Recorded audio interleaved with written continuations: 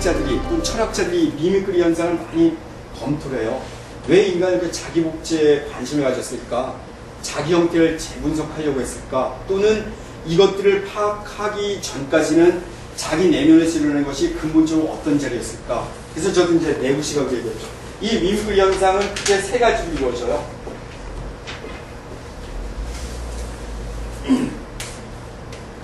첫 번째가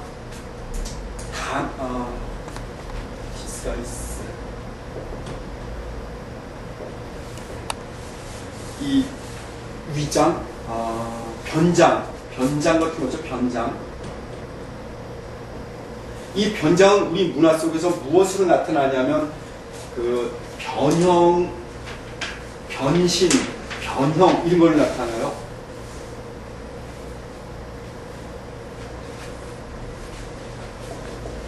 메타모포시스 현상. 미미크리에서 나오는 놀라운 현상이 우리 모방이라 그랬잖아요. 이걸 그죠? 곤충 세계에서 원래는 가장 쉽게 얘기하면 이 용어는 로저 까이오와라고 하는 곤충학자이면서 문화학자가 얘기를 해요. 이 모방, 이게 이제 근대에 다시 이제 부활되게 되는 것. 사실은 예술은 자연의 모방이다 이렇게 얘기하는 건 아리스토텔레스로부터 고전적인 이야기였고, 그리고 우리가 석가세존의 형상을 그릴 때도 30종호, 80종호, 32상 뭐 이런 얘기를 하잖아요. 이런 것들도 이 미미크리를 어떻게 도달하느냐에 대한, 그리고 세존의 형상을 어떻게 오토플라스틱 해내느냐, 복제를 해내고 우리가 거기에 도달하느냐라고 하는 문제 때문에 나오는 거였거든요. 이 변형의 미학은 어디에서 정점을 이루냐면 중생인 우리가 부처가 될 수 있다라고 하는 가능성과 많이 연결되어 있어요. 이 메타모포시스, 모폴로지, 형상이 형상 너머에 있는 내가 변형되어 있다는 거예요.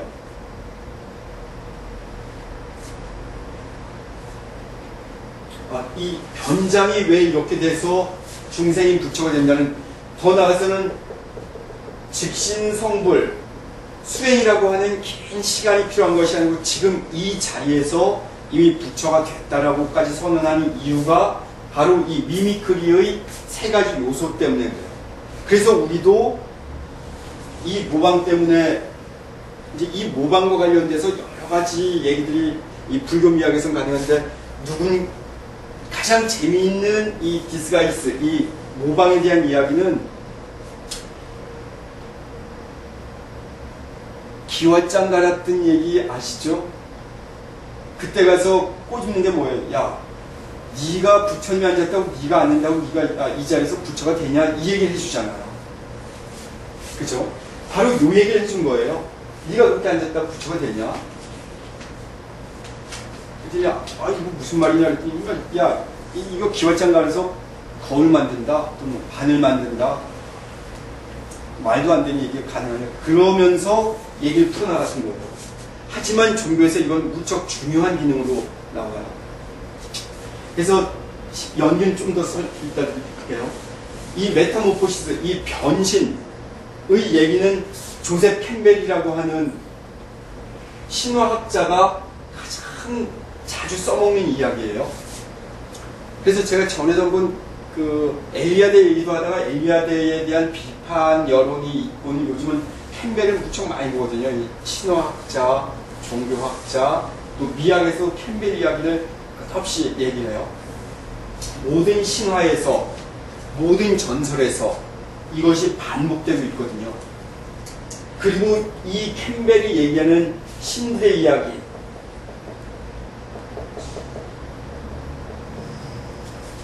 신화의 핵심 중에 핵심은 바로 중생인 우리가 성불한 어떤 존재가 된다고 얘기하는 것에서 클라이막스를 이뤄요. 그래서 물이 포도주가 됐다고 얘기를 하는 거예요. 이게 우리 예불문에서는 어떻게 나오느냐면요, 이 기스가 이 미미크리에서 이 미학이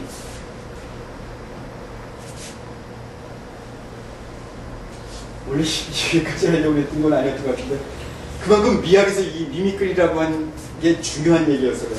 우리 아침 예불 때 개송 기억하세요? 이 얘기 좀 할게요. 그러면.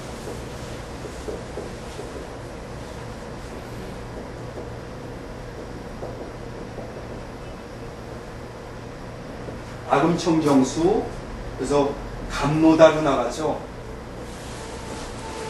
이해되시죠? 이제 메타모포시스가 왜 중생에서 부처로 캠벨이 왜 끝없이 얘기했는지.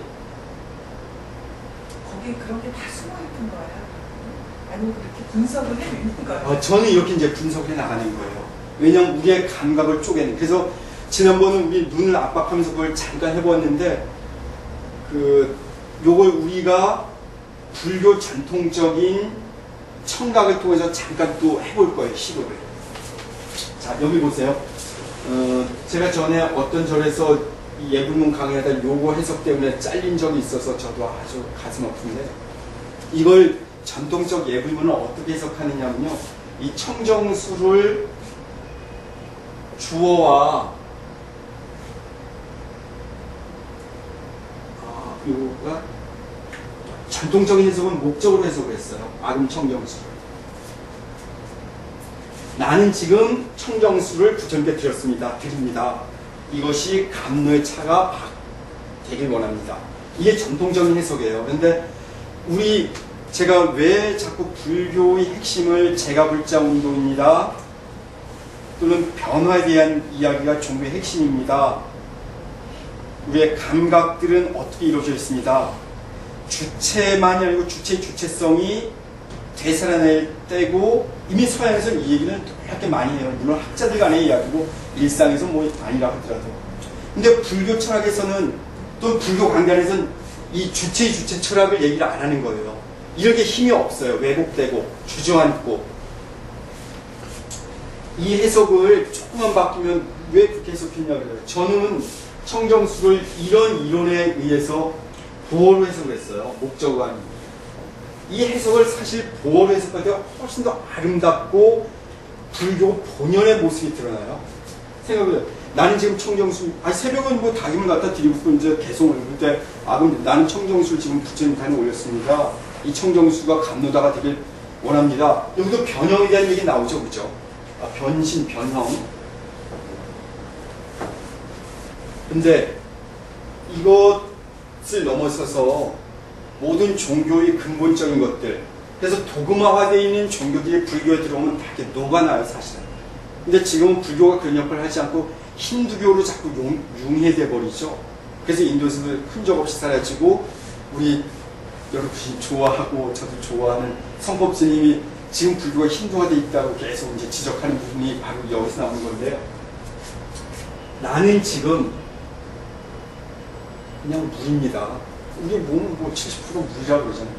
그냥 시간 지나면 그냥 흘러가는 물이에요. 탕물이기도 하고. 근데 이것이 감노라고 하는 거는 불사를 뜻하는 거예요. 죽지 않는다. 이건 영혼에 대한 문제예요. 아까도 제가 계속 얘기했죠. 시간과 공간에 대한 문제라고. 인간의 문제는 시간과 공간의 문제라면 바로 이 시간이 길게 늘어나는 것이 아닌 바로 영혼의 자리에 도달하겠습니다. 이런 우리가 보는 물질적 존재의 물이 아니고 시간과 공간이 그 적점에 온전히 자리를 찍는 점심의 마음의 점을 찍는 그 자리가 되겠습니다라고 원력을 세우는 시간이에요. 어떤 해석이 더 감동적이에요? 그죠? 내가 지금 이런 청정수, 그냥 물, 그냥 이 욕망으로, 번뇌로, 갈등으로, 욕심으로 뒤범벅인 이 육체 속에 이 똥덩어리고, 오물덩어리고, 시간 지나면 썩어 문드러질 피와 고름으로 되어 있는 내가 이 무시간성, 무시무종의 그 자리에 가겠습니다. 다시 말해서 중생인 내가 부처가 되고자 이 새벽에 서 있습니다. 라고 선언하는 게 훨씬 감동적이죠. 큰 스님들이 목적을 해석했다. 근데 왜 보어로 해석하냐. 이렇게 구멍이 있어요. 왠지 그 이유가 돼. 물론 그리고 저는 이제 또 이런 얘기 이제 좀 복잡하게 해석했겠죠. 우리 주어진 대로 앵무새처럼 해야 됐는데 좀 다른 걸 더 했어요. 근데 핵심은 이거였어요. 뭐 나머지 얘기들이 없지만 이거는 좀 문자에 우리 교조화되어 있는 종교단체, 정치 집단들 얼마나 굳어 있어요. 우리 교조화되어 있는 우리지만 아까도 우리 보사님 그러셨잖아요. 그래서 청와대 갔더니 뭐가 하나가 무궁화 4개짜리 경찰서가 막 이러더라도 굳어 있는 거예요. 권위예요. 그때의 권위는 사실 긍정적 의미가 아니죠. 폭력에 가까운 야만성이에요. 이 야만성이 원시적 생명을 담보한 야만성이면 좋은데 아주 교활한 수책으로 믹스가 되어 있는 거예요. 그래서 우리는 순수를 추구하다가 아차하면 제가 아까 빠질 수 있는 이 순수를 추구하는 사람들이 파쇼화되기 쉽다고 하는 것도 이런 우리는 이것들을 끝없이 견줘야 돼요. 그래야만 중도의 자리에서 온전히 설 수 있어요. 치우치지 않고. 두 번째 미미크리의 자리는 미미크리를 얘기하는 건 우리 내부 시각 때문에도 얘기하는 거예요. 우리가 만드는 모든 것들이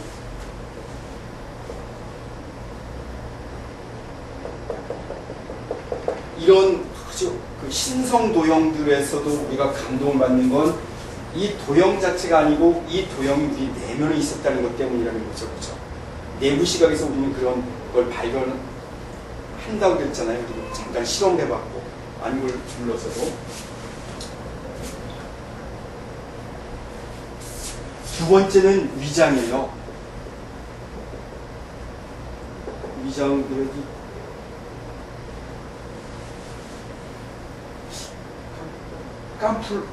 캄프라치, 뭐 화장할 때 캄프라치 하잖아요. 그죠? 김이 껴있을 때 이거 가려버리죠. 그래서 이 모방은 나중에 후대 아리스토텔레스가 자연을 모사하는 것이 예술가들이라 했을 때 비난받기 시작해요. 시간이 지나면서. 왜? 우리가 사는 현실은 척박하고 고통스러운데 예술가들의 그림 보면 아주 아름다움만 그려놨잖아요.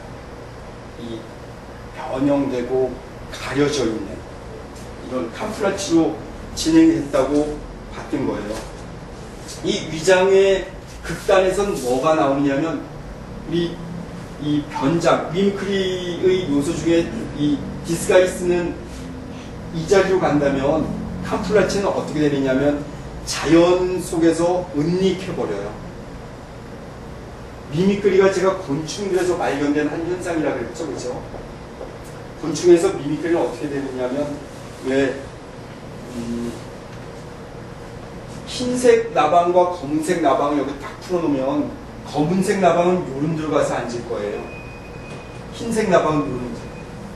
이게 미미크리의 본질이에요. 다시 말해서 개체 보존에, 개체 생존에 원천적인 힘이었다는 거예요. 다시 말해서 이거 개체 생존이라고 하는 건 생명에 대한 얘기죠. 그렇죠? 생명과 보존에 대한 얘기. 그래서 악이 뭐라고 할 때 생명을 억압하는 것을 악으로 본다면 틀림없어요. 대부분. 그래서 제가 지금도 굳어있는 권력에 대해서 약간의 부정적인 얘기를 하는 거예요.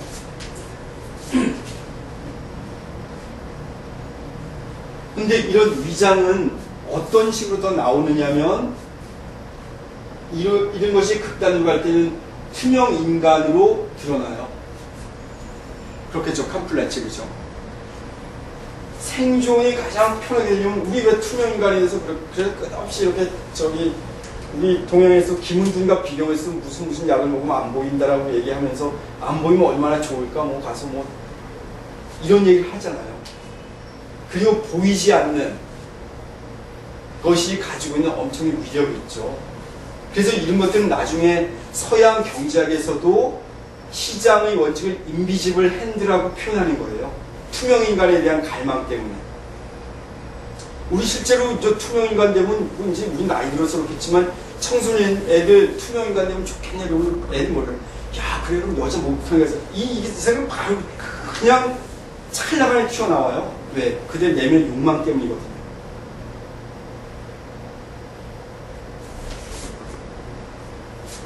그리고 이 위장은 그래서 나방을 보냈을 때 이렇게 된다는 거예요. 그리고 우리가 입는 옷들도 뭐예요? 익명성을 보장받으려고 끝없이 그러죠. 그죠? 근데 이 미미크리의 세 번째가 가장 고통스러운 거예요. 이 세 번째 미미크리의 힘은 위협이에요.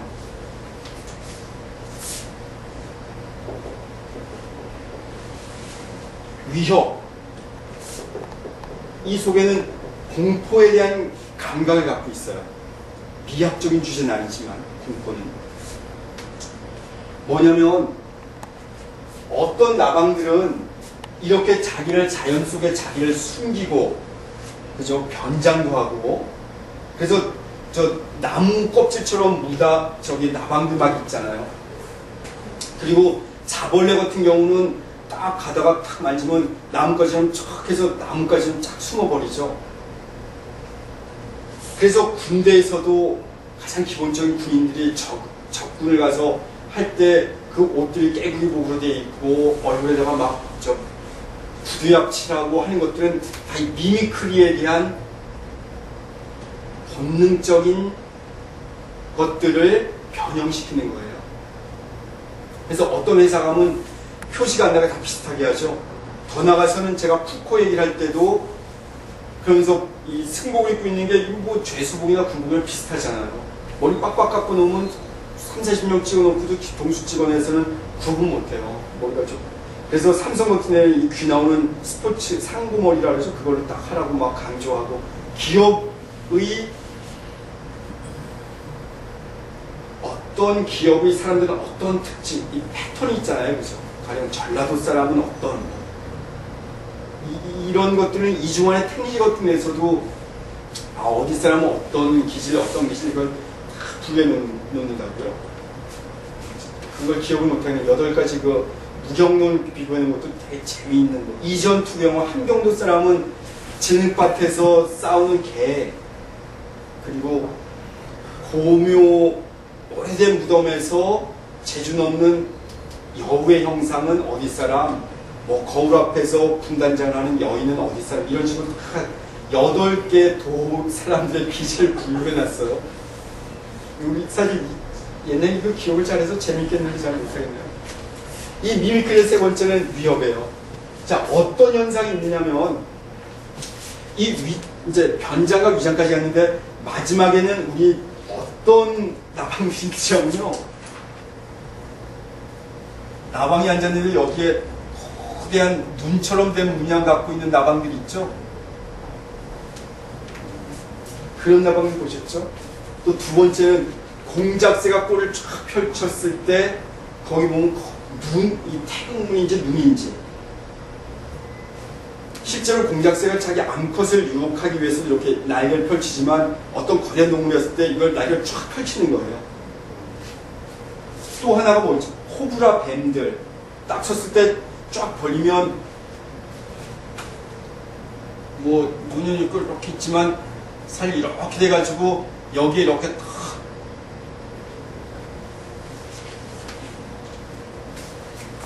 바로 여기서 드러나는 건 사악한 눈에 대한 근본적 공포가 있어요. 미미크리가 변장하고 위장하는 이유는 내가 은닉하려는 거예요. 그죠? 숨어버리는 약자의 편에서.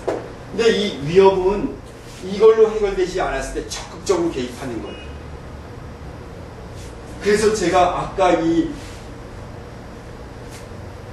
서구전통에서도 그렇고 밀교에서도 결국 깨달음의 극단에서는 이런 말과 사물관계를 교차시키면서 사람의 형상으로 배치하려고 했다는 얘기를 하는 거예요.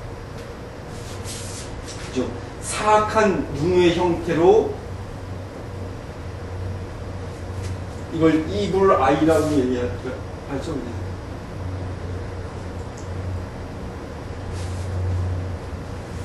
여기까지 오면 우리 이제 한 가지 바로 느낄 수 있죠. 그죠? 왜 제가 그 시각에 대해서 이렇게 자꾸 집착하는지,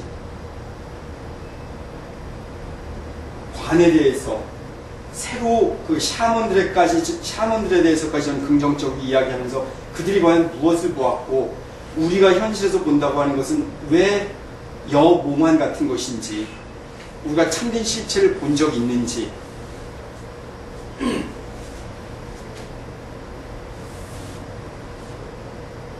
현대의 미미크리는 이런 세 번째 방식을 CCTV에서 가장 드러내게 펼치고 있어요.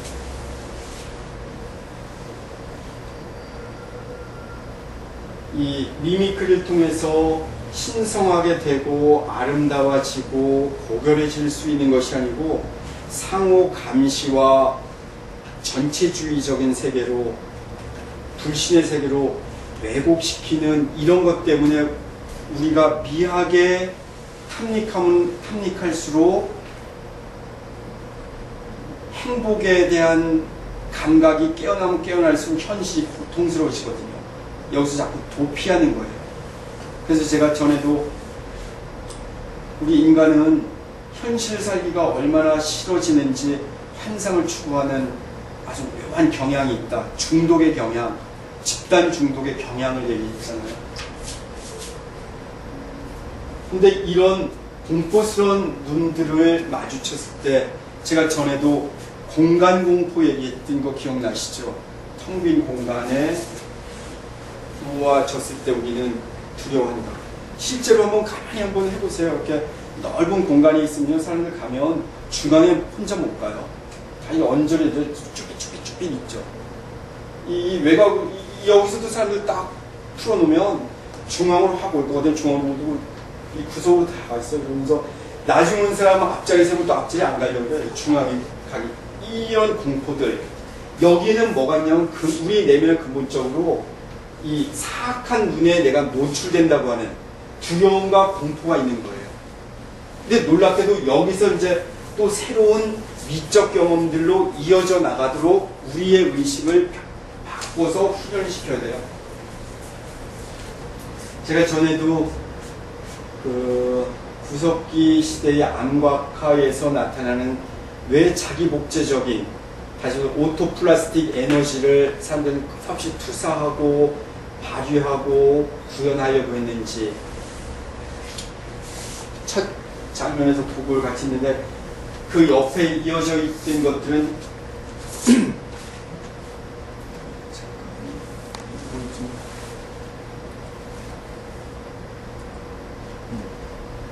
이 장면 얘기죠, 그죠?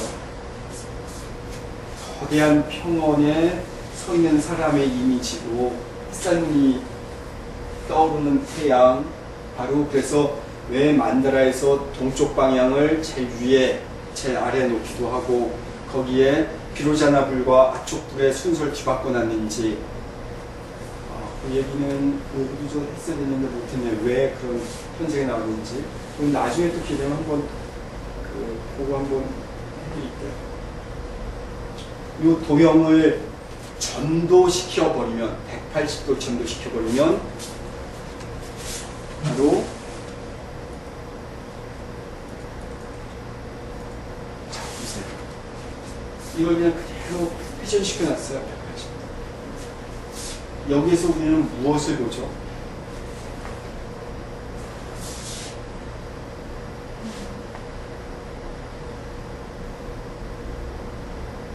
사과나무일 수도 있겠고, 그죠? 거대한 나무죠, 그죠? 많은 과일이 맺혀있는. 그래서 대부분, 제가 신묘년의 벽을 얘기할 때 나무가 들어있는 해의 특징들은 성장에 대한 욕망이 커요. 또 사람 사주에서도 목이 많으면 배움에 대한 갈망이 있고, 이런 사람들일수록 올곧고 고지식해요. 고지식, 좀 정직한, 선비기질들이 많아요. 또 더 나아가서는 스님들 사주에도 예상으로 격이 깨져서 국이 깨져서 목이 많이 들어와 있다든지 이런 사람들이 좀 대체로 스님이 되는 사주가 많다는 것처럼 그래서 종교인들의 꿈속은 이런 나무의 꿈을 많이 꿔요. 콩 심었더니 이게 막 자라서 하늘을 뻗쳤다 이런 것들도 우리가 금방 미미크리 얘기했지만 변형에 대한 이야기이고 하늘로부터 감시하는 어떤 눈, 꼭 이브라이 사악한 눈이라기보다 심판자의 눈, 뭐 이런 것들이 내재되어 있는 거예요. 미적인 토대로 본다면. 그래서 여기서 저는 인간 존재의 본질이 바로 이렇게 상징적이고 영성을 추구하는, 근데 영성을 추구하는 노하우의 비결 하나가 의식의 전도, 바로 반야신경에서 왜 부처님부터 직접 얘기를 들었던 사리자가 형편없는 사람으로 유마경에서처럼 또 깨지는지, 사리자는 부처님한테 직접 들었던 제자인데 거기서 관자재보살이 야 넌 잘못 들었어 라고 다시 설명을 쭉 해주잖아요. 그죠? 그러면서 진실되고 불우한 삶을 살아라. 금강경 정도에서는 무실무어를 얘기하는데 반야신경에서는 진실불을 얘기하죠. 그때 전도 몽상으로 벗어날 때 공포가 아닌 공포가 만드는 환희죠. 그죠? 그래서 오장설에서도 마지막 가장 우리의 육체적인 곳의 가장 밑바탕에 핵심적인 자리가 바로 환희에 의해서 구성된 나라가 그랬죠. 아난다마야 포샤라 그랬고, 정신의 가장 밑바닥에는 본가귀를 얘기하는 거예요. 몸이나 가귀나 성이나 수면위를 넘어서서 본과기, 뚜리아를 얘기하는 거죠. 바로 이 자리에서 우리가 얘기할 수 있는 것은 거꾸로 서 있는 나무가 바로 생명의 나무를 얘기할 수 있는 건데, 여기까지 얘기하면 이제 그냥 일반 미학이나 신화학, 도상학이 될 수 있어요.